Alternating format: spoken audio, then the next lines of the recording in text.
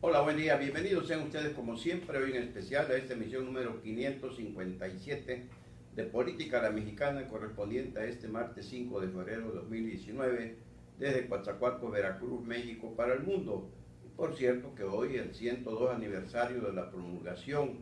de la Constitución de 1917 allá en Querétaro, donde hoy precisamente estuvo el presidente Andrés Manuel López Obrador para conmemorar, para encabezar esa tradicional conmemoración. Y hablando de la Constitución, allá por Minatitlán, la Dirección de Cultura o la de Prensa, pues los reprobaron hoy en las redes sociales. Allá en Minatitlán les dieron hasta con la cubeta porque se les ocurrió decir que el señor presidente don Berrinches Nicolás Reyes Álvarez estaría en la secundaria general número 4 para conmemorar el 162 aniversario de la promulgación de esa Constitución. O sea que se adelantaron al futuro, le dicen los amigos minatitlecos de las redes sociales, 60 años nada más, o sea que ya estaríamos en el 2079, según los eficientes colaboradores de don Berrinches Nicolás Reyes Álvarez. Y por acá, pues acá la sorpresa fue que el orador oficial en esa misma celebración mexicana, por cierto, orgullosamente, esa Constitución que fue la primera ya de la revolución, consecuencia de la revolución, y con la venia del señor presidente entonces revolucionario don Venustiano Carranza, pues hoy a un Carranza, a propósito, porque yo creo que por esto quisieron rememorar a don Venustiano en la persona, háganme favor, del presidente municipal Víctor Manuel Carranza Rosado, que fue el orador oficial. ¿Y por qué sería? Pues sus asesores seguramente, como saben, que el agua le está llegando a los aparejos, por no decir que al cuello, y pues lo mandaron a pronunciar el discurso oficial, que como pudo salió, lo hizo, pero pues no impresionó a nadie. El caso es que ya les platicaremos lo que hoy precisamente también otra bomba que le explotó a Víctor Manuel Carranza Rosado, presidente municipal de Coatzacoalcos, y a Cayucan, tan lejos de Dios y tan cerca de la familia Condado Escamilla. ¿Por qué? Porque el presidente municipal es Cuitláhuac Condado Escamilla, que siempre la familia, esta familia comandada por el profesor Clemente Condado Mortera, que es dueños del PRD ahí en esa región, pues no habían logrado este cargo para un familiar. Lo buscó, como recuerdan, también su hijo Clemente Nagasaki, que fue su procurador de la PGR, de la Procuraduría General de la República, sí, la PGR, y con otros parientes, nueras y demás, pero no lo habían logrado hasta que Miguel Ángel Yunes Linares les echó la mano y nominaron por la alianza PAN-PRD a Cuitláhuac Condado Escamilla y ganaron la presidencia municipal de Acayucan. Pero pues ya se sabía, dicen, según la crónica que nos hicieron llegar y que publicamos mañana en nuestra columna, que ya está en cebejara.com, pues nos platican que ya desde un principio se sabía que no iba a gobernar el alcalde de Cuitláhuac, sino que su padre, don Clemente, que los ha corrompido, los enseñó las ventajas de la corrupción desde que estaba en el PRD, pues él dispuso, acordó, por encima del cabildo, por supuesto, que él iba a encargarse de designarle a todos los funcionarios de su administración, en tanto Clemente Nagasaki, su hermanito, bueno, pues él sería el que administraría las finanzas y también la obra pública. Es el caso que en este primer año, luego que Cuitláhuac le pedía a su padre Clemente que por favor le soltara más la cuerda de la mano izquierda y a ver si le cansaba, como dicen, la canción de José Alfredo y que hicieron una creación extraordinaria el grupo musical, ¿cómo se llama? El FER. Ahorita les digo, se me fue y me encanta sobre todo esa melodía de solté la rienda y te me vas ahorita. Y bueno, pues pese a que ya sabía todo eso, pues Cuitláhuac aguantó a pie firme la humillación de ser simple figura decorativa en la silla municipal de Acayucan, y hasta que este 31 de enero, a eso del mediodía, según la narrativa que nos hicieron favor de remitirnos, el cronista de Palacio, pues les explotó la bomba. Ya basta, les dijo Cuitláhuac, el joven alcalde, por cierto, buen jugador de basquetbol, juega con el equipo de ahí de Acayucan, y le dijo, basta, y tú, papá, pues nunca me escuchaste, al contrario, me sometiste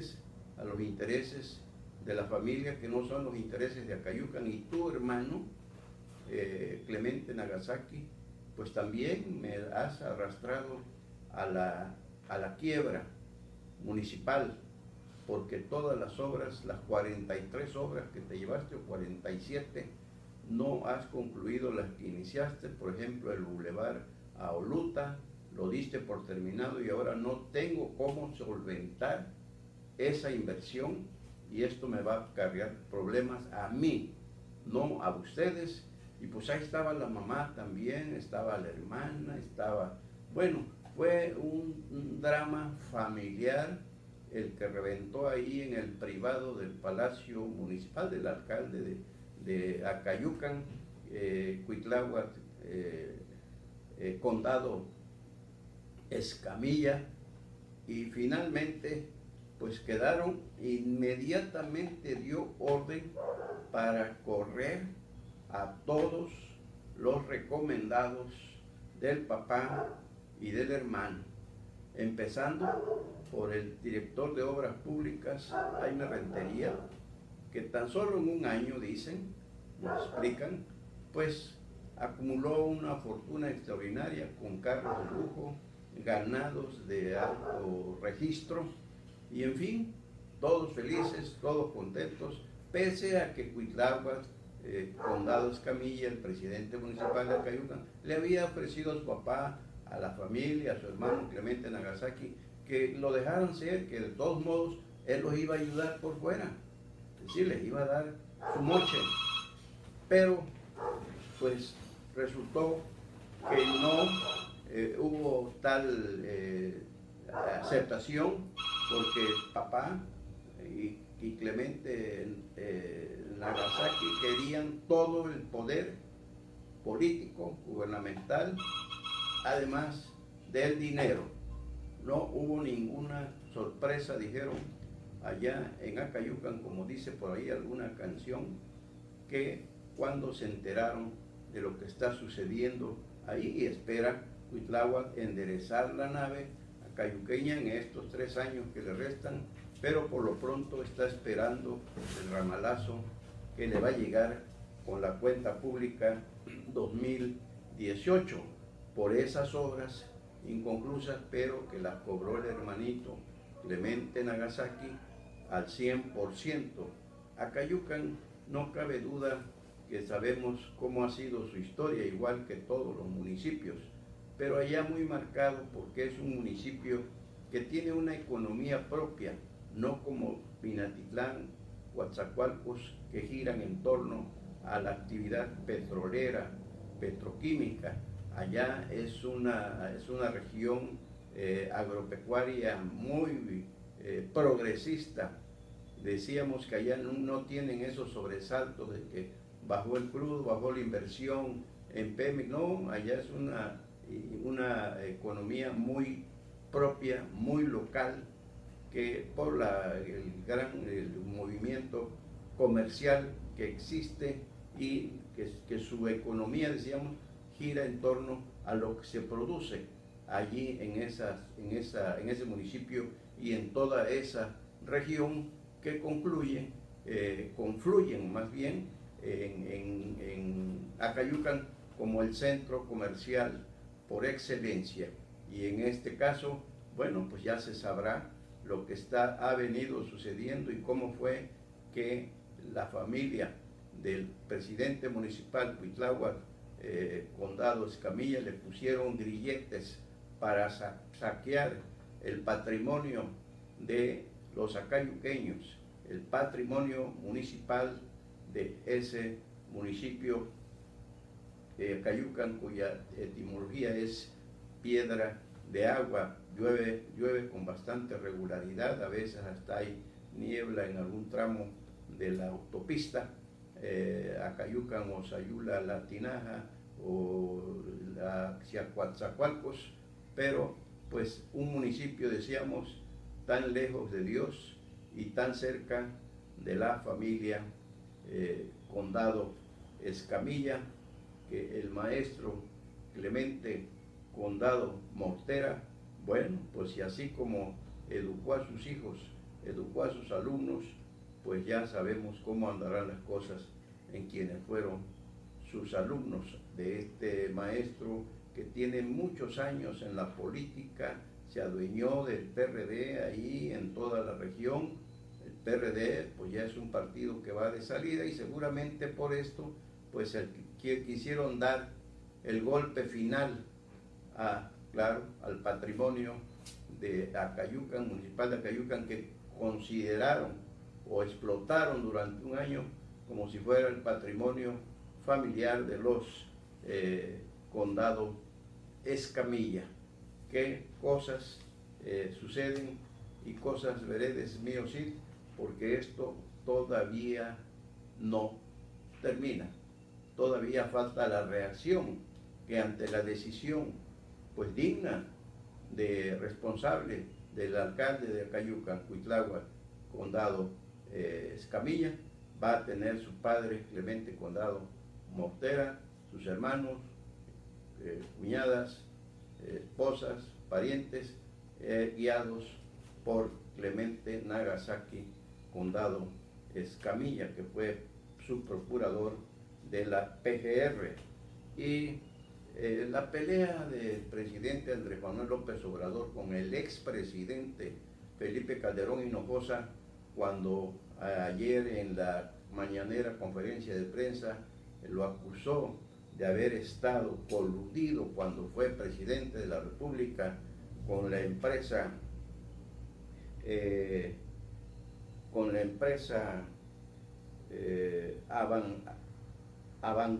Abrangay, que le dio contratos para generar energía eléctrica que le compraba la Comisión Federal de Electricidad, y posteriormente, como en premio a esa generosidad del presidente Calderón, dijo el hoy presidente López Obrador, pues la empresa filial, más bien la empresa matriz, que es la Iberdrola, le dio chamba a Felipe Calderón como ejecutivo allá en Estados Unidos. Pues esto fue una bomba, por supuesto, que la tomó Calderón y le aclaró al presidente que era falso, que él sí ciertamente trabajó en esta empresa, pero 4 años de haber dejado el cargo. Pues eso no quiere decir que no hizo sus tranzas con la cuestión de los contratos a la filial de Iberdrola, sino que pues quizá dejaron pasar algún tiempo para precisamente taparle el ojo al macho, pero es el caso que Calderón le reviró al presidente López Obrador retándolo a un diálogo, a un debate, ya sea un diálogo privado, de persona a persona, o si quería él, en las mismas conferencias mañaneras de prensa que ofrece el mandatario en turno, o a través de la televisión, que se organizara un diálogo o debate. Pues dijo el presidente que no, que pues cree que se le pasó la mano, pero que le pedía disculpas y que pues no cree él que es para hacer tanto ruido, pero finalmente entre las disculpas y las justificaciones le dijo, aunque pues yo pienso que esas acciones, como la que se supone que hizo el expresidente Calderón, pues son ilegales. Y si son ilegales, pues son inmorales. O sea, le volvió a tupir. ¿Pero en qué va a terminar esto? Bueno, pues aquí ya el presidente abrió el fuego y lo tomó Calderón, que ¿saben qué? ¿Para qué le va a servir a Calderón, a Margarita y al equipo calderonista? Para fortalecer su peregrinar para la celebración de las convenciones distritales para el registro del partido, que ya le avisaron al Instituto Nacional Electoral que quieren formar y que se llamará Primero México. Entonces, pues el presidente le dio las armas a Calderón, porque no hay duda que todo el proselitismo que van a hacer en pos del registro de ese partido van a estar sustentadas en los hierros o no hierros que pudiese cometer el presidente Andrés Manuel López Obrador, que todavía no contento con lo que le dijo a Calderón, hoy afirmó que también el expresidente Ernesto Zedillo Ponce de León hizo de las suyas al vender los ferrocarriles nacionales de México, y que también posteriormente una de esas empresas estadounidenses le dio chamba allá al otro lado del río Bravo. Y pues debe estar muy preocupado o sentido Zedillo Ponce de León, porque fue el único de los expresidentes del PRI que en campaña le dio un voto de confianza a Andrés Manuel López Obrador, que ahora le revira, pues ya abundando como para distraer un poco lo de Felipe Calderón, y Zedillo no le va a responder. Zedillo es un tipo que no se mete en camisa de 11 varas, es muy discreto, pero pues en el caso de Calderón, quizá el presidente López Obrador pensó que ya ven que le ha dado hasta con la cubeta al expresidente Enrique Peña Nieto, que no ha dicho nada, quizá aplicando la norma aquella política no escrita de que el que se va se calla, pero él acaba de irse. Calderón no, ya hace 7 años que dejó la presidencia de México, y pues le vino como anillo al dedo este mismo reto, este mismo señalamiento, acusación del presidente Andrés Manuel López Obrador. Y como dicen, el que se mete se aguanta, y le dio el presidente López Obrador las armas que necesitaban Calderón, su esposa Margarita y su equipo, su grupo político, para trabajar en el proyecto del partido. Y como dicen, no se la va a acabar el presidente, y de modo que se sienta agredido, porque él fue el que agredió supuestamente primero. Y por allá en Tlahuelilpan el drama continúa. Ya hasta ayer sumaban 126 decesos, y de esos 126, 52 cuerpos no han podido ser identificados, y quizá no los identifiquen porque, según los expertos en Gemona, dicen que va a ser muy difícil ya, porque fue tal el grado de incineración a que lo sometió el propio fuego producto de la explosión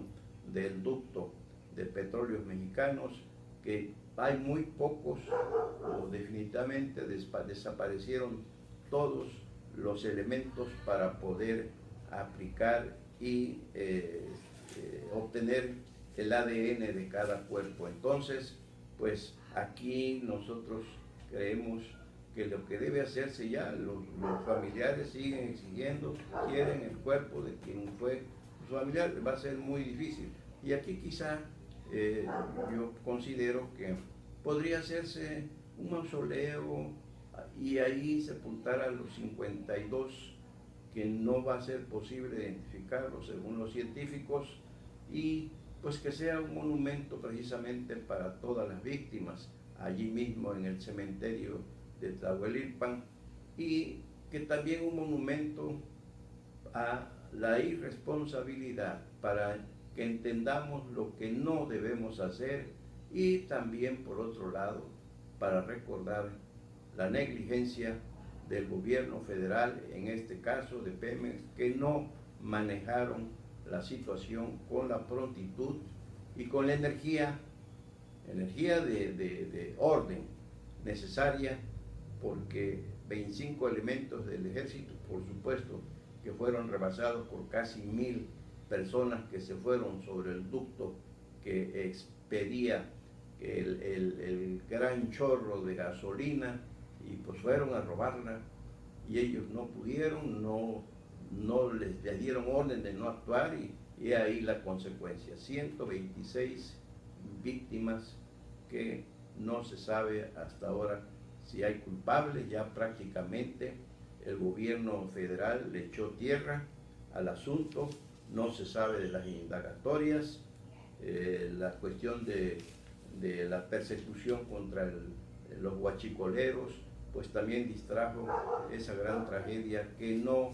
debe olvidarse, porque nos debe servir precisamente como un aviso, una advertencia sobre lo que no debe hacerse. Desgraciadamente, como sabemos, los ataques,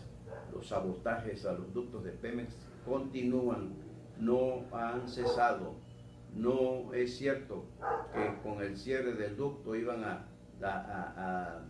desestimar la ambición de los huachicoleros, porque siguen, continúan atacando los ductos de Pemex con pérdidas humanas como esos 126, pérdidas económicas por el desabasto que todavía no se regulariza. Hoy todavía en la mañana decía el presidente López Obrador, ya casi se está normalizando el abasto, ya casi, pero así venimos escuchando desde hace mucho tiempo. Y ojalá, decíamos, las familias entiendan los de estos 52 cuerpos, pues que ya no va a ser posible identificarlos, pero todos en un lugar, pues ahí llegan, ahí van a encontrar siempre el recuerdo de sus seres queridos. Y pues hoy, decíamos, a Carranza le tocó el discurso oficial por el 102 aniversario de la promulgación de la Constitución General de la República de 1917 allá en Querétaro, pero por el otro lado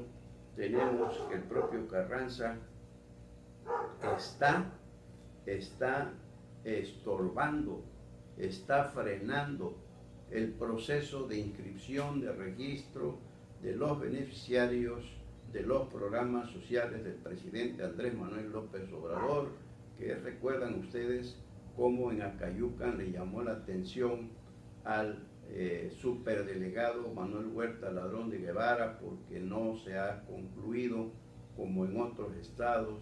Oaxaca, Guerrero, ya se concluyó ese registro, y pues hoy saltó el peine en que no lo puede hacer todo Manuel Huerta Ladrón de Guevara, sino lo apoyan las autoridades locales, en este caso una morenista. Pues hoy hubo protestas allá en la Expoferia, donde se instaló las mesas de recepción para el registro de los presuntos beneficiarios de esos programas sociales del presidente Andrés Manuel López Obrador,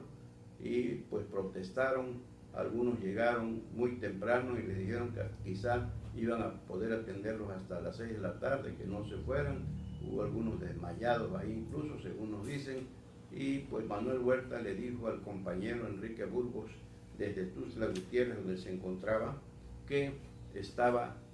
iba a llegar hoy mismo a Coatzacoalcos a eso de las 4 de la tarde para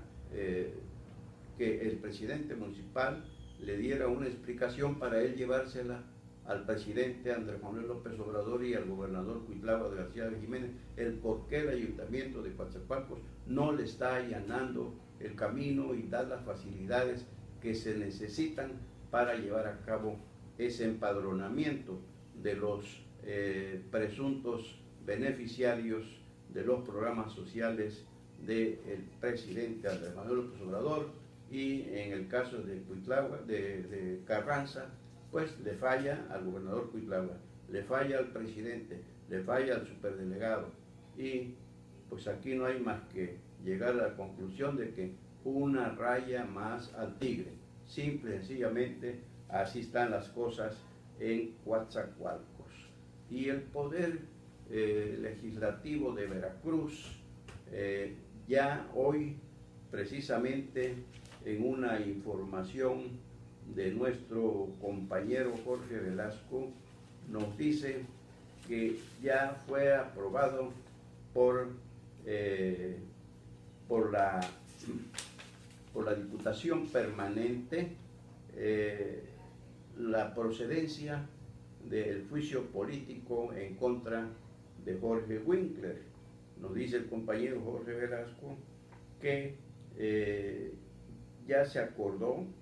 en esta reunión de la Diputación Permanente que este jueves próximo, jueves 7, a las 5 de la tarde, pues habrá sesión extraordinaria, teniendo como puntos de acuerdo los siguientes. Se declara procedente la solicitud de juicio político en contra del fiscal Jorge Winkler Ortiz, interpuesta por el abogado Jorge Reyes Peralta. 2. Se declara procedente la solicitud de juicio político en contra de Jorge Winkler Ortiz, presentada por Francisco Zárate Aviña, que fue precisamente el director de investigaciones ministeriales del ex fiscal, el Fisculín conocido, recuerdan ustedes. Y pues, como dice el adagio, le agrega aquí nuestro compañero Jorge Velasco, ya le llegó el agua al cuello, ahora sí, al fiscal incómodo. Solo hay que esperar hasta el jueves próximo para ver el desenlace de esta telenovela estilo lágrimas y risas que se viene protagonizando desde el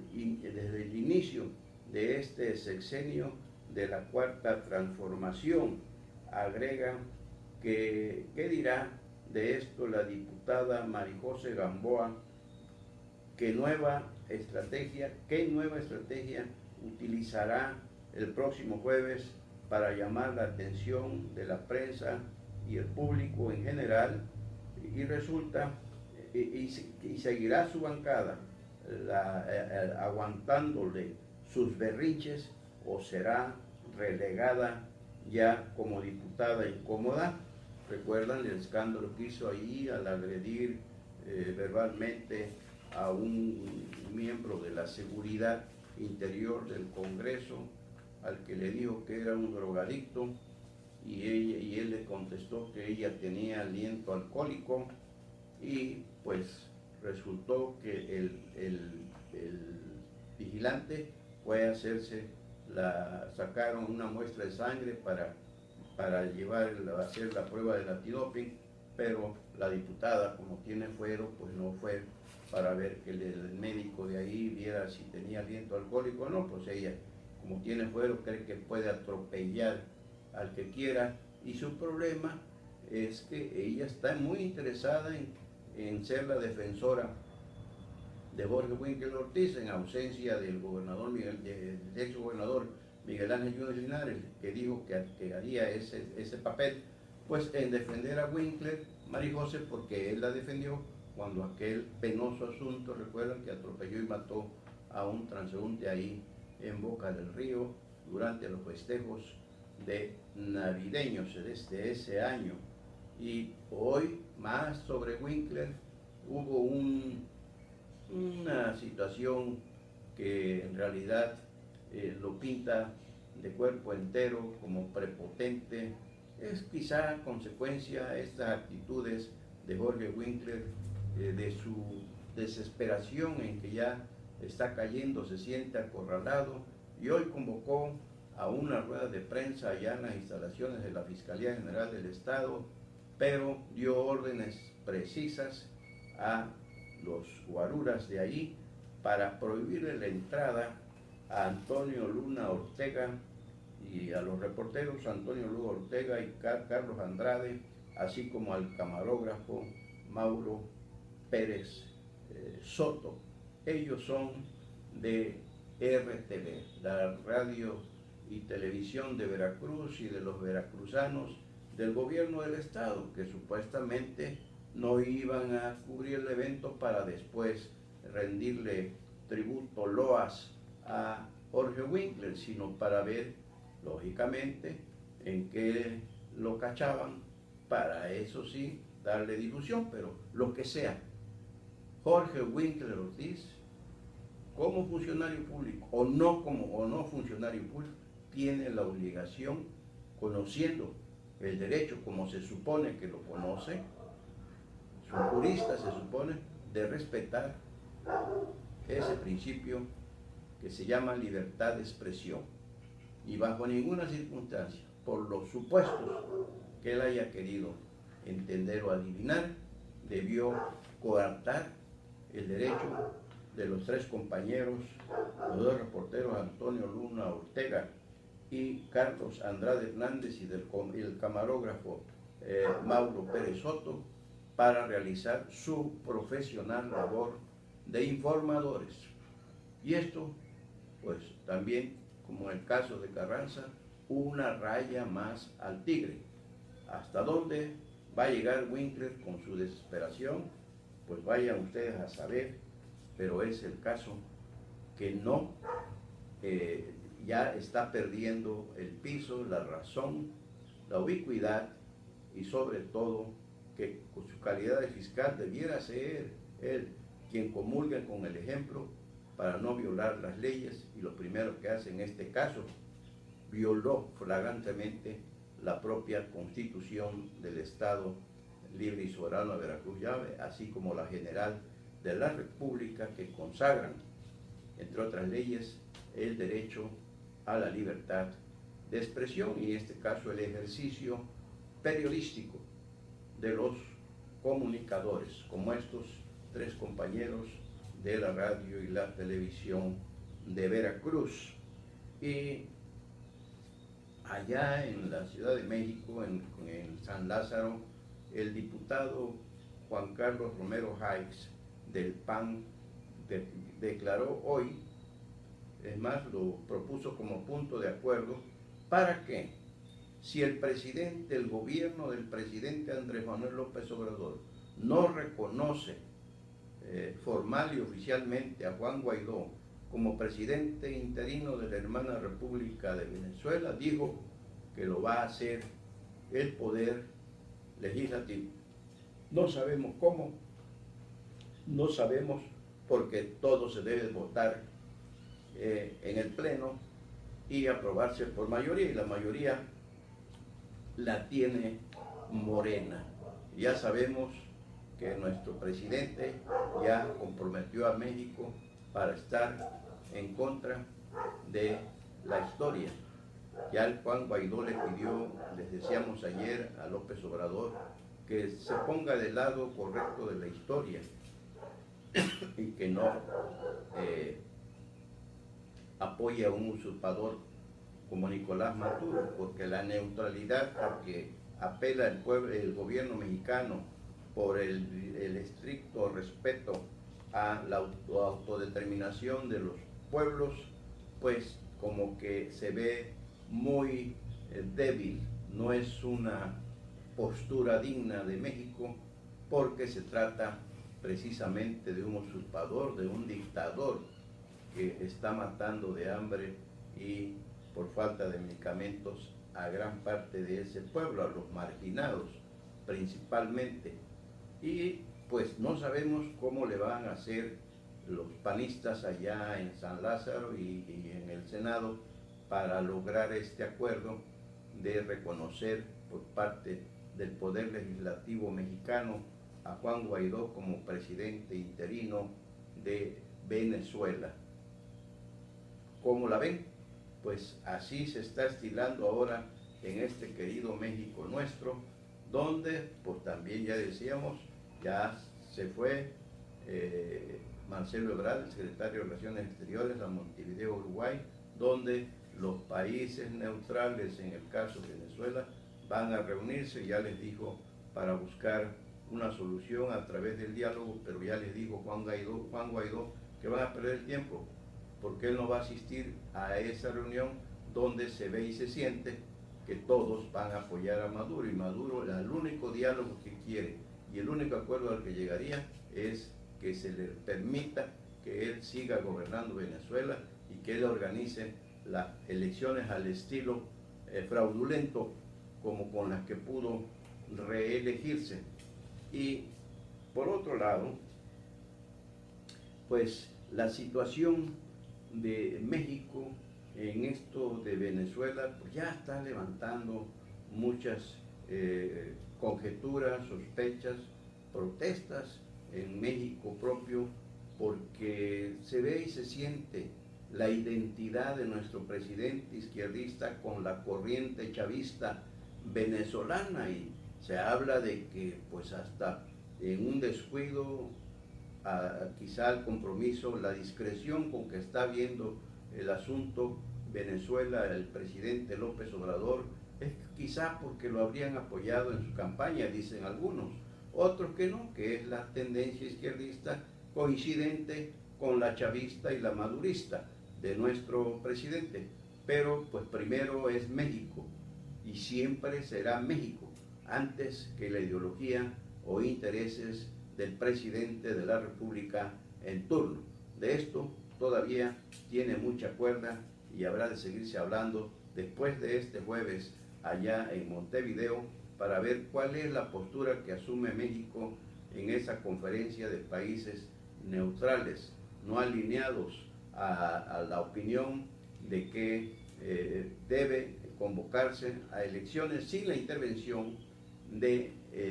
Nicolás Maduro, sino ahora con el gobierno interino de Juan Guaidó, para precisamente garantizar democracia